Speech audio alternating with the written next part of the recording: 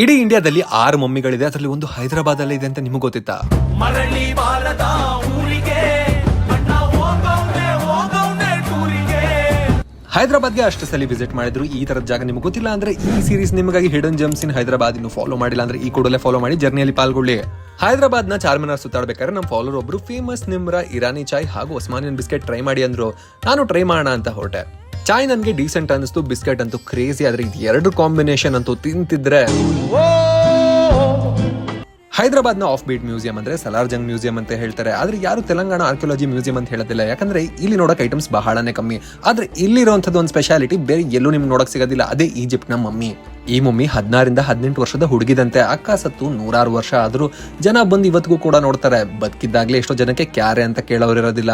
ಕೇವಲ 1000 ಪೌಂಡ್ಸ್ಗೆ ಇದನ್ನ ಪರ್ಚೇಸ್ ಮಾಡಿ 7th ನಿಜಾಮ್ ಆಫ್ ಹೈದರಾಬಾದ್ಗೆ ಗಿಫ್ಟ್ ಕೊಡ್ತಾರೆ. ಅವರು 1930s ಅಲ್ಲಿ ಈ ಮ್ಯೂಸಿಯಂ ಓಪನ್ ಆದಾಗ ಜನಕ್ಕೆ ನೋಡೋದಕ್ಕೆ ಡೊನೇಟ್ ಮಾಡ್ತಾರೆ.